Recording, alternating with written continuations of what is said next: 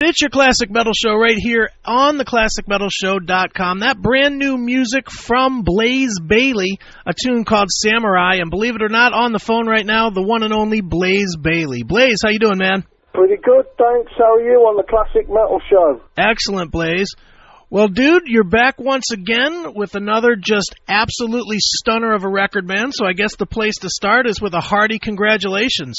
Thank you very much indeed. Well, Blaze, I am a very big fan of your solo stuff. I know most people probably know you from your time in Iron Maiden, but to me, Silicon Messiah and Blood and Belief, two of the best albums that most people, at least in the U.S., just don't know about. Why do you think it is that more people haven't latched onto your solo stuff here in the U.S.? I think there's a couple of reasons. One is the name.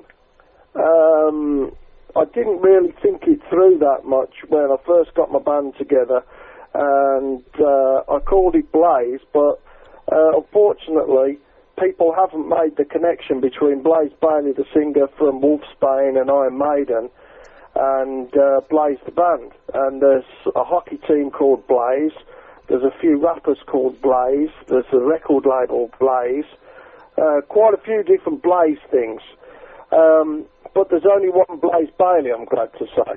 Right. So I've changed my name now, so people seem to get the connection. Blaze Bayley, oh, I've heard of him, wasn't he with Iron Maiden? Right. So people now get the connection, well, perhaps I am a singer of classic metal and such like. So hopefully that's one thing. And the other thing, we've never toured properly in the US as Blaze Bayley. You know, we just haven't had those opportunities. I did some great work over there with Iron Maiden, and I had a lot of support and encouragement from all of the fans. It was fantastic, but I never really had the opportunity to come and tour properly with my own band, so that's something I look forward to doing in the future. Well, with the new band, Blaze, it is clearly a new band. From everything I've read online, you've basically torn down everything that you had in place, you know, at the time of Blood and Belief, and you've basically rebuilt. Is that correct? Yeah, really.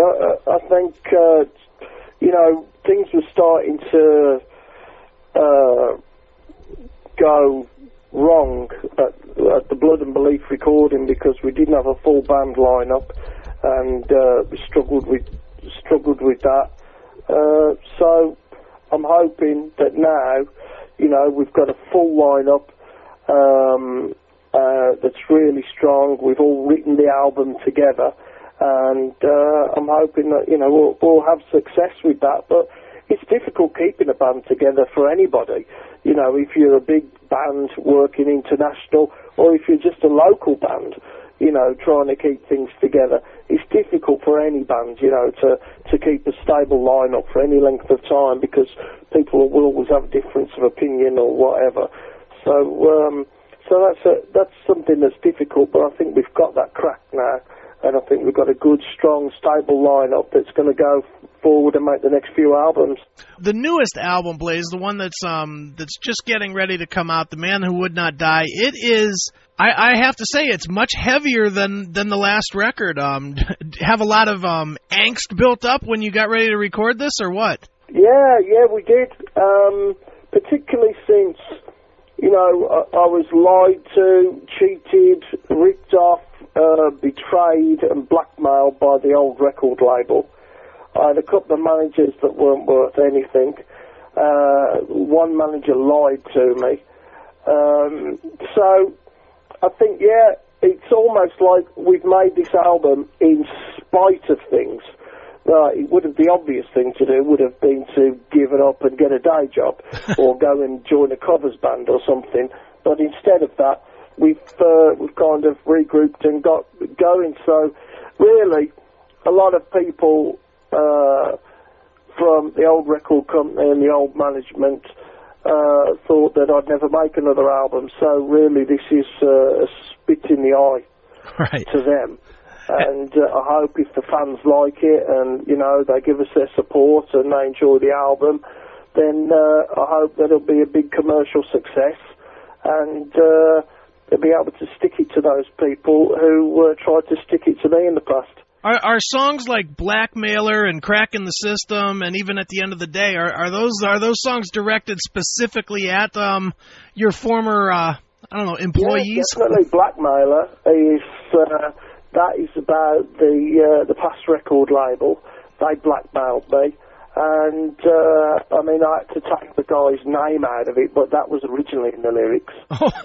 The guy that was the boss of the record company, but they made me take that out. Sure. And I was blackmailed. They had a deal, a licensing deal for the whole of Europe, and they had a certain advance that they owed me, and they said, well, we'll give you the advance that we owe you if you also give us the rest of the territories in the world. Oh, no. You can't do that. And I was like, well, that's not the deal. And they said, well, we're not giving you any money then. So it was blackmail. Basically, right. You give us this or we don't give you anything. So that's it. We'll kill your career right there. So, so obviously very bitter and resentful about that. And the manager I had at the time was grossly incompetent, a liar, pathetic, and just really incompetent. So those things made me feel very bitter, but not bitter necessarily towards the music, but towards those people, because I felt, well, here I am as a singer, and the most important part of this equation is the fans, and all I want to do is play live and go on stage, I don't care where, and play my music for fans who don't even know about me. And if they do know about me, they're paying a lot of money to a record company that aren't giving me any money at all. So, that made me quite angry. And so all of those dark feelings I put into this album, into the lyrics and the music, and by some strange, twisted coincidence, it seems to have worked out for us. Now, Blaze, is this management, and I certainly don't want you to name them because I know that'll cause you a problem, but is this the management company that you hired after you left, like right out of Iron Maiden?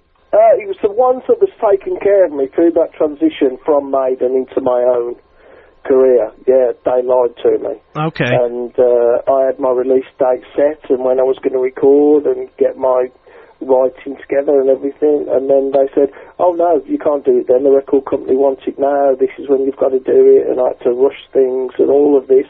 And then after I'd finished it and delivered it, they said, oh no, the record company are going to bring it out on the original date that we wanted. I was like, what? Right. It just cost me the whole of the summer, all of the festivals, and all my touring in September.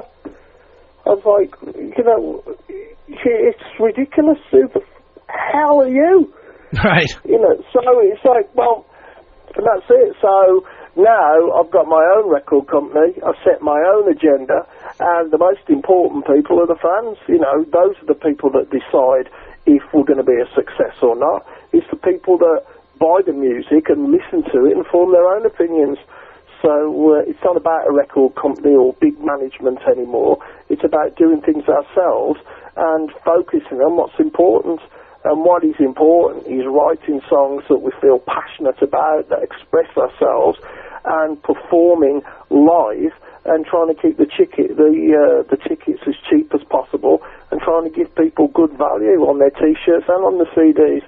So that doesn't sound very romantic, and it doesn't sound very glamorous, but as a fan of bands, and being a fan for, since I was 14, being a fan of metal, then, it's something that I understand. If a band plays well, plays from the heart, is passionate, and gives me value for money, then that's the band I want to support. So I'm hoping that's going to work for us with our record label. Well, Blaze, one of the things I saw the Alive from Poland DVD that you put out as well. And the thing that I noticed, not so much the music. I mean, the music was great. It was definitely classic stuff from you. But in between every song, you were just pissed off about just this exact topic, about people, screwing over fans and raising prices too much. And, I mean, you ranted and raved basically in between every single tune. Was that just because you've been going through this for a long time, or was it something that happened just in Poland, or what? No, it's because that was the start of my comeback, I had no full lineup. I had no full band. I was struggling to get the money together to make another album, and it was really difficult. And then the guys in Poland came up to me and said, would you like to make a live DVD? Okay. And I thought, well, perhaps, this is in the stars. Perhaps this is a chance to start my comeback and get a full lineup back together and start, and start getting back and put me back in front of the fans. And that's what we did. So really, that DVD was a real start. That was the thing that started the ball rolling. That got me, I started getting in touch with different musicians, because then I could say, well, I couldn't just say, do you want to be in my band? I could say, right, I'm going to record a DVD, then I'm going to do an album. Do you want to, how do you feel about being involved in it? And this is what it's about. And so that was a springboard, really, to start getting the band together. And I suppose just the fact of somebody having the confidence to think, well, let's, Blaze Bayley's good enough to make a good live DVD, and it's going to be interesting and worth watching. That was certainly a big boost to my confidence. Sure. And as things have gone on, the band's got better and better, and we've written together, and it's going really, really well. I can't believe that, setting up my own label in my office, we're just absolutely swamped by orders for the new album. Cool. And T-shirts and requests for gigs. It's unbelievable, really, how well it's gone. Look at your screen right now. If you're tired of the hide-and-seek games with big tech, where links disappear and episodes get throttled, I've got the fix. I'm Chris Akin, and it's time for me to show you how to take back your access to the Classic Metal Show, the Seth Williams Show, and Chris Akin Presents. Pick up your phone, go to the App Store or Google Play, and download the Locals app. It is 100% free. Once you're in, just search for the CMS Network. You're going to see everything. Every interview, every unfiltered rant, every deep dive music discussion, every uncensored news article we put up, all in one centralized, uncensored hub. No more chasing links across 5 different socials. This is our home. But if you really want the keys to the kingdom, look for that VIP upgrade. For just $4.99 a month, you're cutting out the commercials, getting the advanced drops before anyone else, and accessing bonus episodes that are way too heavy, dirty, or we just don't want to share with the free public. For the price of a cheap beer, you're supporting independent, unapologetic media. Download the Locals app today. Get some CMS wherever you are. And if you're a real one, join the VIP squad at classicmetalshow.locals.com. The Classic Metal Show and the CMS Network. It's uncensored. It's unapologetic. We will see you there. Now, Blaze, I'm curious, too, when you put together a band, let me spell this out a little bit and then before you answer this. When you're putting together a new band, as you just did, obviously people understand that you were in one of the biggest bands in the history of heavy metal in Iron Maiden. And so with that being said, how difficult is it to sort through the people that, can play a guitar but ultimately are just looking to capitalize on your notoriety versus finding the right guys that have the right attitude as well as the playing ability to join your band? I think it is the attitude. It's definitely that's the key to it all. Are you in it for the music, or are you in it just to be famous? Okay. Because being famous is not important. It doesn't make you special. It doesn't mean you're particularly gifted. Being famous is not an important thing. It's just not. Being a great musician is important. Taking pride in your performance and writing a great song, that's important. That's something worth being famous for. But just to be famous for its own sake is not important to me.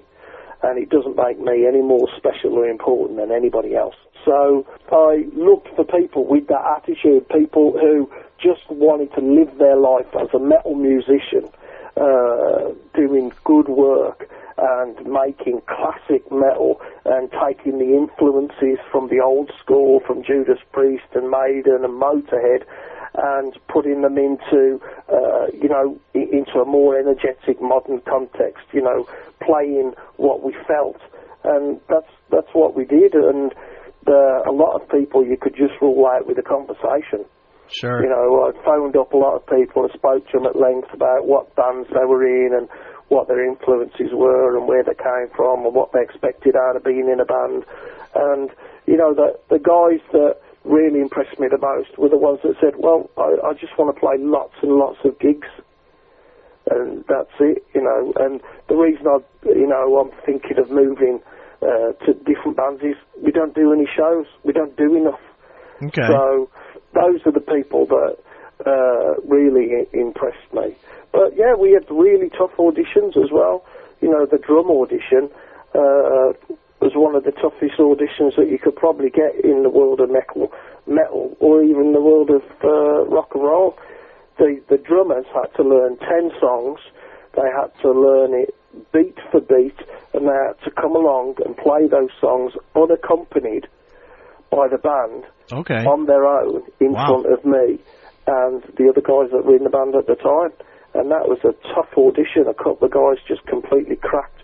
One guy started crying. A couple of guys just wouldn't turn up as well. So it was what I was looking for was a real test of character. Sure. Who has got the cojones to come and have a go at this and do it and follow it through?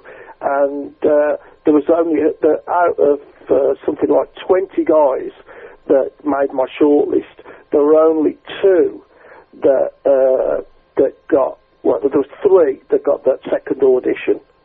And out of that, it was pretty clear that the guy with the attitude and ability was the guy I ended up with, Lawrence Patterson. Well, it definitely sounds like you didn't give anybody a chance to be starstruck by the Maiden guy, did you? No, it was total cruelty. Total cruelty. It was like, I thought, well, we've got to live and work together for, I'm hoping the next 5 or 6 albums, however long we've got. I thought, it's got to be right at the beginning. And one of the mistakes I made, I was a bit casual when I put the first Blaze band together. Maybe I didn't just check people's attitude out enough, and this time I was determined to do that, and it's worked. I think a band isn't just about musicianship. It's not about the individuals. It's about how you are as a band and how you face the good times and the crisis together. And musically, I think that reflects, you're close to people, you live and work, and you believe in the same things, and I think that shows in your music. And I think on the Blood and Belief album, you can hear 5 people who are really together, right, and who really mean it, So I'm a singer. I'm the man who would not die. I'm a singer in the band. Okay. And it feels really good. Well, I think the thing most people will probably notice, too, when they listen to The Man Who Would Not Die, is it's very clear that you've got that hunger again like you had all the way back in the Wolfbane days. I mean, songs like Robot, as an example, I mean, you are just balls out screaming in that song, man. Yeah, thanks for that. Yeah, that's one of my favourite ones from the album. So, yeah, I've really enjoyed that, and I think it's certainly a sign for the future. We had a lot of ideas that we just didn't get a chance to work on for this record, so hopefully it won't be too long before the next one as well. I just hope, fans will give it a chance, listen to it with an open mind. You can listen to a couple of tracks on Blaze Bayley MySpace and on Planet Blaze, okay, and there's a few samples on Amazon, I think. So I just hope the fans will, give it a chance, really. That's all we ask. And, hopefully they'll see that we're genuine and worthy of their support.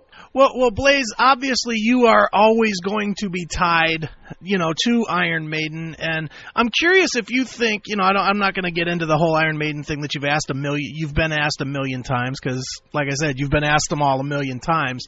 But I'm curious if their recent, I guess you would call it resurgence or upsurge, they're basically back again. In big form here in the U.S., selling out every venue that they're playing. I'm curious for you, who is known as a former member and the vocalist of Iron Maiden, do you see that as an opening to maybe get a little more attention for your own band because of the success that they're having now? I think the strange thing is for me that a lot of fans who, I had great support and encouragement while I was on tour in the US with Iron Maiden. But there was a lot of fans who didn't like the change, didn't want Bruce to leave. But, he chose to leave. Right. And basically he left those fans as well. And, some people weren't that happy about the change. That's not my fault. Right. That was Bruce's fault. He chose to leave the band, and it created a fantastic opportunity for me.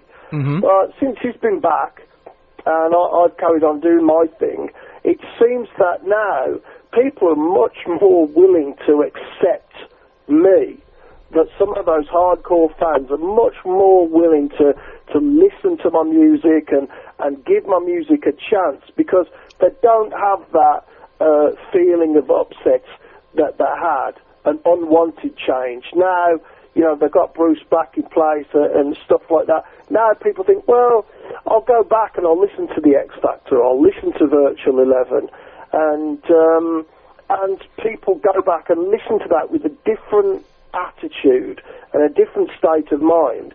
And what I'm finding is that those are the people now who are getting interested in my band.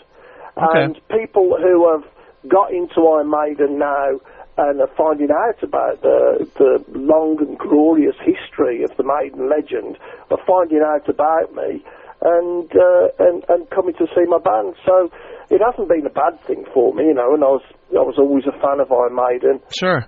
Before I joined, and I still am. I'm going to see them at Twickenham in England. Okay. In a couple of weeks, so that should be fun. But it seems that those old fans that perhaps didn't give me so much of a chance at the time, now they're getting behind me, and that's great. That's a great testament to the music as well. Your daily metal fix is on Rumble.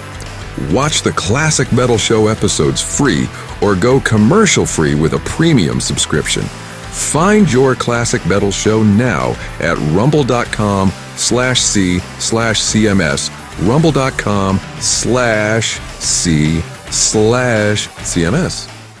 Did it frustrate you during those years that people were just like, oh, it's not Bruce, because I'll tell you straight up, Blaze, I did not care for the X Factor. That's, a personal choice. I liked Virtual 11 a lot better. And as I told you before, I'm a big fan of your solo stuff, especially Silicon Messiah, which is one of my top 5 albums ever. But do you think that do you look back now and just say, man, people should have listened to this a little bit more, or maybe even I should have listened to X Factor more? I don't know. I think it's so difficult to change a singer in a band. It's so difficult. You're used to that voice. The voice is the first thing you listen to when the record comes out, and you start to get into the songs and everything. And if you're a fan of that band and the singer changes, I think it's very difficult to accept that change with an open mind and an open heart. So I don't blame people for the way they were at the time. But, I think, well, if people go back now, and I know a lot of fans have spoke to me personally and said, well, I've gone back and I've listened to the X Factor, and actually, yeah, there is a lot of great music on it. But it was such different sounding album to anything Maiden had done up to that time. It's a very dark album, and it really took a while to get into it because there was different arrangements on it. The way it was mixed was different. It's a different voice on there. So I think the X Factor was a difficult album to get into if it wasn't your first Maiden album. Right. But looking back, I knew there was great music on there, and Sign of the Cross is a great song. I've got a top 10 single that I wrote with the band Man on the Edge, and Lord of the Flies is a great song as well. There's some great music on there if you go back and listen to it just from the point of view of, listening to it from the songs. I had the same thing with Black Sabbath. Okay. I'm an Ozzy fan, I'm a Dio fan, I'm not a Tony Martin fan. Okay. And one of my friends, he's a big Tony Martin fan. He says, "Oh no, you've got to listen to it again, And so I went back and I listened to those Tony Martin CDs with Sabbath, and I was like, yeah. Now, now it's not, it's out there, the emotion's gone, yeah, it is really good. So I'm hoping that's what people will think about those albums, and I'm hoping in the legend of Iron Maiden and of heavy metal that maybe they'll mean a bit more in a few years than what they did when they came out. Well, the new album, Blaze Bayley, The Man Who Would Not Die. Blaze, why don't you give out those websites again so people can find your stuff and find out where you're going to be? Well, please come and visit planetblaze.com and visit us on MySpace, Blaze Bayley, MySpace. Okay. I think it is. You'll find us there somewhere. All right. There's a few impersonators, but they don't look like me. Well, Blaze, before I let you go, I have to ask you what is known as the traditional classic metal show question. We ask everybody that we interview this, and we get a whole wide range of answers, so let's see what you've got for this. How has Lemmy from Motorhead influenced your career? Well, I've supported Motorhead 5 or 6 times. Okay. I've been on tour with Motorhead in Germany. One of my early gigs in London was supporting Motorhead when I was in Wolfsbane before we ever got signed up and everything. So I suppose Lemmy has influenced my career, because even before I got signed up and everything like that, then Lemmy, I was actually there playing at Brixton Academy in front of Motorhead. And when we went out in Germany and did the Christmas metal meetings, then I got to talk to Lemmy about rock and roll and stuff like that. And it was just the thing that really came over to me, having a conversation, was it's not about what's happening now. It's not about fashion. It's about how he feels. It's about the music that he feels, and that's what he writes. He's not trying to be contemporary. He's not trying to chase the fashion. He's not trying to create a trend. He's just doing the music that he likes to do, that he feels.